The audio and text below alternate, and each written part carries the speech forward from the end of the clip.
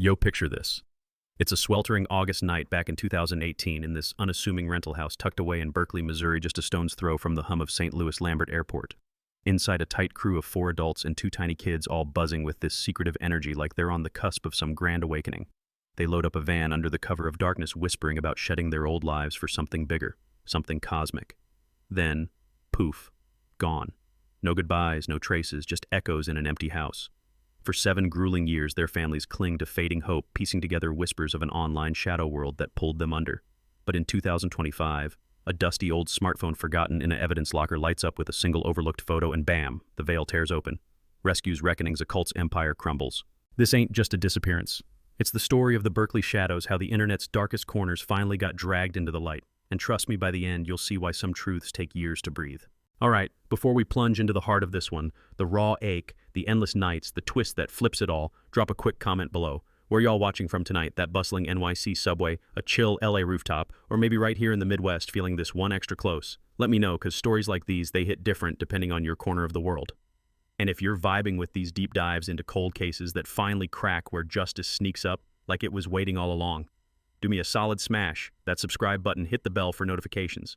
We got a lineup of these resolved mysteries coming, the kind that leave you equal parts gut-punched and lifted. Let's keep the conversation going. Your thoughts keep these tales alive. Quick note before we roll. This story draws from real events that shook communities to their core, but I've woven in dramatized elements and composite characters to honor privacy, smooth the narrative flow, and keep the focus on healing over headlines. Our hearts stay with every family walking through this kind of shadow. Y'all deserve that grace. Let's rewind to that sticky summer of 2018 when the air in Berkeley, Missouri hung heavy like a secret nobody wanted to spill. Berkeley's one of those forgotten pockets on the edge of St. Louis row houses, baking under the sun, the distant roar of planes taking off like dreams slipping away. Folks here keep to themselves, grill out on weekends, wave at neighbors they've known since kindergarten. But on August 12th, that quiet cracked wide open. Meet Tara Jenkins, 25, sharp as a tack with this warm laugh that could cut through the thickest fog. Tara grew up in South City, St. Louis, the kind of neighborhood where front porches are command centers for block parties and barbecue sagas. She was the girl who aced her classes at Vashon High, dreamed of climbing the corporate ladder and finance. Hell, she was doing it too. Landed a gig at a big bank downtown, crunching numbers by day, coming home to her little girl Lily by night. Lily was 3, all curls, and curiosity the type to chase fireflies till her chubby legs gave out, then crash in Tara's arms with that milky sweet baby scent still clinging. Tara's LinkedIn, polished professional, driven analyst seeking opportunities to empower communities through fiscal strategy. But behind the profile pic, life had been throwing curveballs. Postpartum hit Tara like a freight train after Lily's birth in late 2017. Those first months, a blur of sleepless nights, the walls closing in, that hollow echo in her chest whispering she wasn't enough. She'd confide in her mom, Carla, over late-night chamomile tea on the sagging couch in their family home. "Ma, I love her so much it hurts, but some days, I just feel lost," Tara would say, voice cracking like thin ice. Carla, 52, a nurse who'd patched up half the ER's worth of scraped knees and broken hearts, would pull her close, rub circles on her back. "Baby girl, you're the strongest woman I know. This fog, it passes. We're in it together." Tara moved out that November into the Berkeley rental with a ragtag crew she'd met through some online circles, folks chasing the same spark of something more. That crew. They weren't strangers. They were her found family pieced together from late-night scrolls and shared dreams. There was Marcus Hale, 28, tall and thoughtful, originally from DC's rougher edges. Marcus had that quiet intensity, like he was always calculating the next move on an invisible chessboard. He'd relocated to St. Louis chasing a tech job that fizzled, but what stuck was his hunger for meaning, late nights debating philosophy over cheap beer. Then Lena Brooks, 24, firecracker from the same St. Louis blocks as Tara, mom to 3-year-old Tyler, a mini version of her with gap-toothed grins and endless energy. Lena waitressed at a diner off Olive Boulevard, slinging hash browns with a side of sass, but her real passion, poetry slams and spoken word that peeled back souls. And Sasha Reed, 26, soft-spoken transplant from a dusty town outside Memphis, Tennessee. Sasha carried this gentle weight like she'd seen too much too young, lost her own mom to illness, raised her younger siblings on sheer will. She worked retail folding sweaters at the mall, but her eyes lit up talking about stars and ancient myths. Together, they rented that 2-story clapboard on Hanley Road, peeling white paint, a chain-link fence, hugging a patchy yard, the kind of place that screamed temporary, but felt like home. Rent was split 4 ways, groceries pooled, kids chasing each other through the living room while the adults huddled around laptops. What bonded them? Not blood, but bites. It started innocent enough, a Facebook group called Cosmic Awakening Collective, popping up in their feeds like a beacon. Posts about reclaiming heritage, unlocking hidden potentials, ditching the slave matrix of 9-to-5s and societal chains. The leader, Elias Crow, a charismatic voice from Georgia, serving time for old charges but preaching fire through prison letters and smuggled videos. Crow's words slithered in like smoke. Y'all black and brown kings and queens trapped in Babylon's illusion. Shed the names they gave you, rise as gods reborn. His University of Eternal Light, a digital temple thousands strong, promising enlightenment for the marginalized. Tara stumbled in, first scrolling during a 2 a.m. feed when Lily's cries wouldn't quit. One video, Crow mid-40s, dreads framing a face etched with conviction, hit her square. Your pain ain't weakness, it's the forge of divinity, he said, eyes piercing the screen. Tara shared it with the group chat. Marcus dove deepest, rebranding himself Orion Shadow, quitting his gig at a call center to align with the cosmos. Lena and Sasha followed, names shifting to Celine Fire and Aqua Veil. Tara held out longest, but by spring 2018 she was Isis Dawn, posting manifestos about breaking free. The house buzzed tarot spreads on the kitchen table, chants echoing till dawn, kids oblivious stacking blocks into sacred pyramids. Carla noticed the shift slow, like a tide creeping in. Tara's calls grew sparse, laced with jargon Carla didn't catch. Ma, we're evolving. Dropping the dead weight jobs, doubts all that. Carla chalked it to young mom burnout, but unease gnawed. July rolled in. Tara quit the bank. Found my true path, she texted a selfie with the crew, all smiles under a full moon filter. Carla's gut twisted, those eyes glassy distant. Then August 12th. Carla's phone buzzed at 8:17 p.m. Tara's voice hushed. Hey ma, just checking on Lily's cough. We're heading out soon. Big changes. Click. Dead air. Carla redialed voicemail. Texts bounced unread. By midnight, panic clawed in. She drove to Berkeley, 30 minutes of white-knuckled dread tires humming over I-270. The house loomed, dark driveway, empty van gone. Porch light flickering like a dying pulse. Carla pounded the door, silence, peered through windows, toys, scattered laptops, opened to frozen YouTube sermons, a half-eaten pizza congealing on the counter. Lily's sippy cup, pink and pony printed, abandoned on the floor. She called 911 at 1:14 a.m., voice shattering. My daughter's gone, her friends, the babies, everyone, please. Berkeley PD rolled up, slow lights slicing the night. Major Elena Ruiz, mid-40s, no-nonsense with a braid tight as her resolve took the lead. Flashlights swept rooms, no blood, no struggle, just an eerie tidiness like they'd planned a rapture. Drawers emptied, closets bare, a faint scent of patchouli lingering. Ruiz questioned neighbors. Old Mr. Hargrove next door heard a van rumble off around 10 p.m., laughter spilling out. Seemed excited like a road trip, he shrugged. But the Facebook trails, Goldmine and Ghost Town. Profiles ablaze till the 11th poems to Crow, name changes declared like holy vows, then nada. Frozen frames of group hugs, kids, and crowns of construction paper godheads. Ruiz's team dug Marcus's DC family estranged but gutted wired missing posters overnight. Lena's brother Jamal drove from Kansas City, fists clenched. She wouldn't ghost us. Something pulled her. Sasha's Memphis aunt voice, thick withdrawal over the phone. Girl was healing, not running. And the kids, Lily and Tyler, 3 apiece, car seats buckled in that vanished van. No Amber Alerts fired easy. Adults complicated it, whispers of voluntary exit. But Ruiz smelled rot. Crow's name surfaced, quick, convicted in 15 for child endangerment, doing 20 in Georgia Penn. His online empire, 80,000 followers, forums buzzing with ascension retreats, off-grid communes, and the Rockies' sovereign citizen manifestos dodging taxes and badges. By dawn, the house taped off evidence techs, bagging laptops, a stray earring glinting under kitchen fluorescents.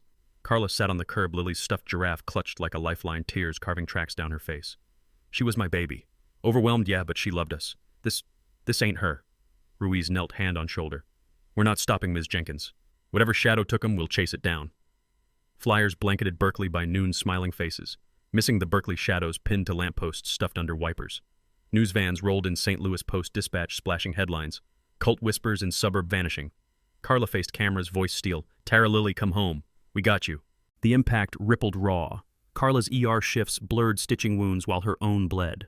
Jamal paced Lena's empty apartment, Tyler's drawings curling on walls. Marcus's mom in D.C., a retired teacher, lit candles nightly, whispering psalms into the void. Sasha's kin in Memphis held vigils at the Mississippi River, releasing lanterns that bobbed like lost souls. Community stirred uneasy block watches, doubled parents triple-checking kid trackers. Berkeley's annual fair that September muted a shadow over the Ferris wheel's spin. Ruiz's bullpen hummed overtime IP traces, dead-ending at VPN's bank hits, showing cash withdrawals totaling $5,000 siphoned to light collective donations. A hotel receipt and fluorescent August 13th check-in under Orion Party checkout, Dawn van plates cloned. Weeks bled to months. Sightings trickled, a look-alike family in Denver's hippie haunts debunked. A blurry gas station cam in Tulsa, hearts leaping false. Carla's fridge magnetized with tips, each a dagger when it fizzled. Holidays hollowed. Thanksgiving plates set for ghosts. Lily's 4th birthday, a gut punch of unwrapped toys. Tara's old coworkers sent care packages, whispers of her kindness echoing, she'd light up talking about that girl. But the trail cold as December frost. Fast forward through the grind, y'all, the kind that wears souls thin. By 2019, the Berkeley Shadows case file gathered dust in Ruiz's drawer, not forgotten but starved for oxygen. Budget cuts bit. Ruiz juggled domestics and drive-bys, stealing hours for late-night scrolls through Crow's digital labyrinth. The University of Eternal Light. It morphed, splintered offshoots like astral nomads, popping telegram channels, encrypted drops hinting at purification migrations. Followers testified in affidavits. Elias teaches sovereignty off-grid untethered, no harm, just elevation. But Ruiz clocked the red flags, name renouncings as blood oaths, kids schooled in cosmic lore over ABC's funds funneled to Crow's commissary. Families. They became the pulse. Carla transformed grief to grit, founding Shadows United, a support net linking kin across states. Monthly Zooms, voices cracking over pixels. Jamal sharing Lena's poetry journal, dog-eared pages of verses like, "We rise from chains, but love's the key." Marcus's mom, Evelyn, crowdsourced a podcast, Echoes Unheard, episodes dissecting cult site guests from ex-followers spilling on isolation tactics. "They love bomb you," one said, voice hushed. Then the grid drops families' anchors to cut. Sasha's Aunt Dolores chained herself to advocacy, lobbying Missouri reps for online radicalization bills. Vigils swelled hundreds in Forest Park by 2020, lanterns blooming like fireflies, chants of "Bring 'em home" rolling over the arch's gleam. But the dead ends, they piled like autumn leaves. Spring 19, a tip from an Arizona rancher. Group matching your descriptions, kids in tow building earthships. Ruiz flew out, heart-hammering, dusty compound, solar panels glinting, but the faces, strangers vibes off, but alibis ironclad. Cost $2,000 in OT0 closure. Fall 20 pandemic lockdown. A viral TikTok of ascended families in Utah Badlands, robes swirling, FBI facial rec pinged 60% on Lena. Teams raided empty tents, coyotes scattering. False again. Carla's blood pressure spiked, docs prescribing rest she couldn't afford. "Every lead's a lifeline, Elena," she'd tell Ruiz over coffee at the station, steam curling like unanswered prayers. "Even if it snaps." Community fractures showed subtle. Berkeley's barbershop buzzed theories. That crow cat brainwashed them, shipping kids for some ritual.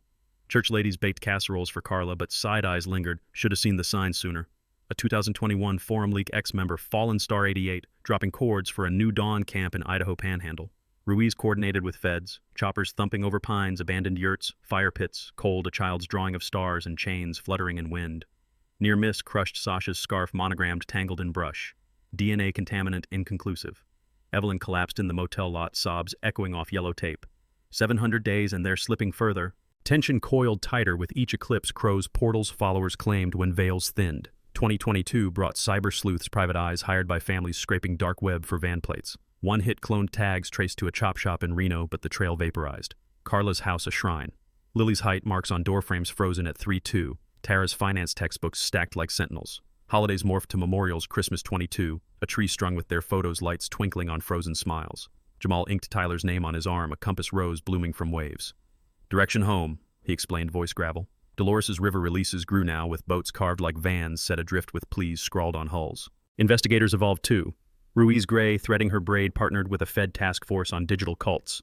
Seminars in Quantico AI, parsing propaganda blockchain, tracing crypto tithes to Crow's orbit. But Berkeley's file, relegated to active cold, reviewed quarterly. False leads mounted a 2023 prison visit to Crow, his laugh booming off bars. "They're free, detective. Chose light over your chains." No cracks. A runaway follower in 24, nabbed for petty theft in Boise, spilled fragments. Saw a St. Louis crew once, 18 vintage. Headed north, kids' quiet eyes. Empty. North where Canada whispers. Ruiz chased border cams blank. Frustration peaked that winter. Carla's group splintered. Evelyn burned out. Podcast silenced. "It's eating us alive," she confessed over wine. Carla pushed on job sidelined for full-time hunt savings hemorrhaging. Community faded, new families moved into the rental oblivious to ghosts. Whispers turned to warnings. Parents yanked kids from socials, cult-proof workshops at the rec center. Ruiz stared at the board photos, yellowing timelines sprawling like veins. "We're missing something," she'd mutter to her partner, coffee cold. A thread buried in the noise. Mounting ache etched lines on faces. Carla's hands trembled, signing grocery lists. Lily's would-be school pics arriving like taunts. Jamal's diner shifts stretched endless tips dropped in a fine cis jar. Dolores's arthritis flared, but she marched anyway. Pickets outside Crow's parole hearing denied, but his smile through glass chilled. Near misses haunted. A 2024 gas pump in Montana, clerk swearing that mom with the curly kid asked for maps to sacred sites. Description nailed, Terra pursuit hit dead end at a diner, fry grease in regret. Then the pivot, the game changer, no one clocked till it hit. Early 2025, Ruiz's task force scores a grant for legacy re-exam. Dusty evidence boxes hauled from storage that seized smartphone from the Berkeley kitchen, Marcus's old Android battery long dead, primed for revival. Techs in a sterile Quantico lab juice at new lithium packs humming. Screen flickers locked, but biometrics bypassed with a print scan from file. Gallery opens hundreds of shots, timestamps from 18. Most mundane kids splashing in kiddie pools, crew mid-chant under street lamps. But one dated August 11th, 9:47 p.m. blurry group selfie in the living room van, keys dangling from Tara's pinky. Background: a corkboard pinned with a faded printout. Coordinates scribbled in Sharpie: N48.2, W, 123.1, Eclipse Haven. And overlaid faint EXIF data, untouched by years GPS ping from a burner app tying to a ferry dock in Washington state. Ruiz's pulse thundered. "We got a trail." Cross-check with satellite archives, that lat-long remote Olympic peninsula thick with evergreens, whispers of off-grid light collectives. Facial rec on social scraps.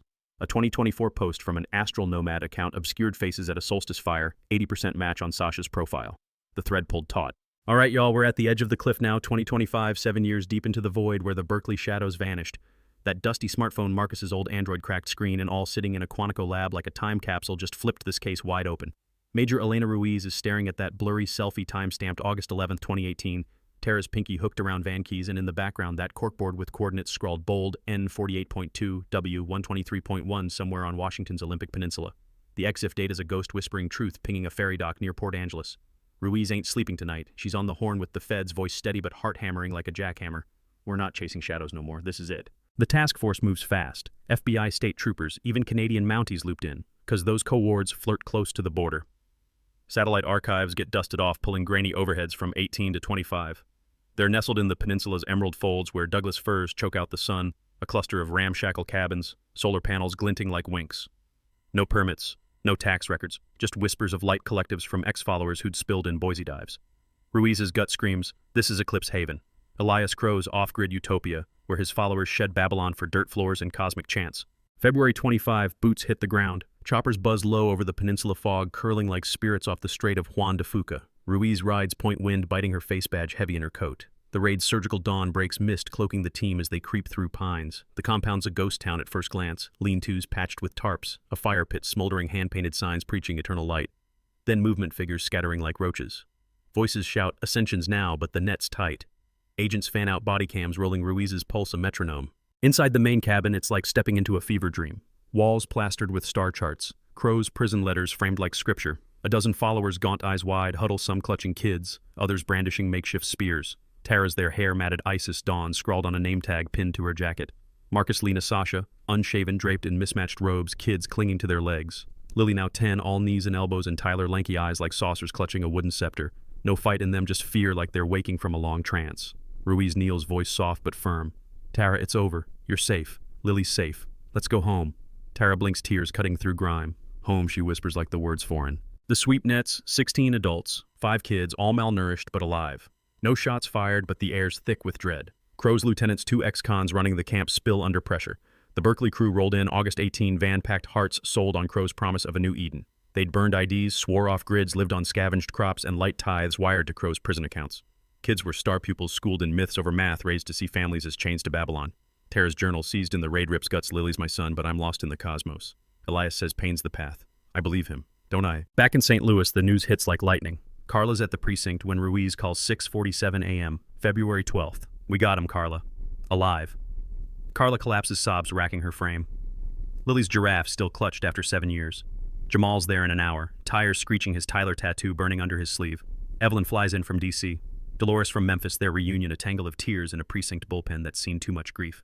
The kids, Lily and Tyler, now 10, don't recognize the faces at first. Carla, Neal's voice trembling. "Baby girl, it's Grandma. I never stopped." Lily's hand, hesitant, finds hers. Tyler clings to Jamal, whispering, "You're the guy from Mom's stories." The investigation ramps hard. Forensics combs the compound. Laptops yield encrypted chats. Crow's voice memos ordering purifications that sound like starvation. Soil samples show no graves, thank God, but the kids' medicals. Heartbreaking. Vitamin deficiencies stunted growth, yet their eyes burn with a weird defiance parroting Crow's lines. Deprogramming slow therapist, flown-in specialists in cult recovery. Tara's sessions gut-wrench, "I thought I was saving Lily, breaking her free, but I broke us." Lena's poetry resumes shaky lines about cages of light. Marcus quiet sketches stars wrestling shame. Sasha hums old gospel, relearning her own name. Crow's empire unravels. His paroles revoked after recording surface smuggled orders to hold the haven at all costs. Feds trace $200K in crypto to his account siphoned from followers' life savings. Indictments pile, conspiracy, endangerment, fraud. His trial, summer 25, is a circus. Crow dreads graying, preaching innocence to cameras. "I freed souls, not chained them. Jury ain't buying." He's hit with 15 more years. Followers scatter, some deprogrammed, others doubling down, vanishing to new communes. Online, the University of Eternal Light goes dark. Servers seized, but echoes linger in Telegram's shadows. Legal proceedings grind on. Tara, Lena, Marcus, Sasha, they face no charges, victims not villains in the eyes of the law. But guilt's their sentence. Group therapy's raw.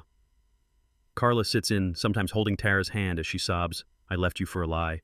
Prosecutors focus on Crow's lieutenants, both cop pleas. 8 years each, spilling names of other havens nationwide.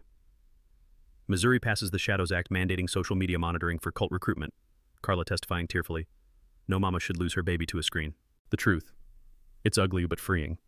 The Berkeley Shadows didn't vanish for rituals or trafficking, just a slow slide into a digital delusion, Crow's voice filling voids of pain and purpose. They lived in that peninsula haze, cut off, believing they were gods reborn. But reality clawed back thanks to a forgotten phone, a pinned note, a detective who wouldn't quit. Justice landed hard in this one, y'all, but let's be real, it don't erase the scars. 7 years stolen birthdays missed Lily and Tyler growing up in a fog of chance and hunger. But here's the light in the dark. They're home. Carla's got Tara and Lily in her South City house, relearning each other over pancakes and late-night talks. Jamal's teaching Tyler to shoot hoops, that gap-toothed grin creeping back. Evelyn's got Marcus sketching again, not stars, but cityscapes grounding him. Dolores sings Sasha to sleep with Memphis hymns, their river vigils now prayers of thanks. Healing's messy. Tara's in therapy, unpacking guilt thicker than Missouri mud. The kids, they're catching up, school tutors, playdates, learning what normal feels like. Berkeley's different too. Block parties carry a new edge, neighbors checking in, a community knitting tighter after the fracture. The Shadows Act. It's saving others, flagging online traps before they swallow more souls. That's the ripple of this case, awareness, vigilance, a reminder that love can outlast lies. To the families still out there holding photos of their missing, know this. Your fight matters. These stories, they're why we keep digging, keep telling. Thank y'all for caring, for riding through this one with us. Drop a thought below what hit you hardest, and stay tuned. Next up, we're cracking a case from the Bay Area, another cold trail that warmed with a single clue. Till then, hold your people close, keep the light on. Peace. Disclaimer. This story is based on real events but includes dramatized elements and composite characters to protect privacy and enhance narrative flow. Our hearts go out to all families affected by these tragedies.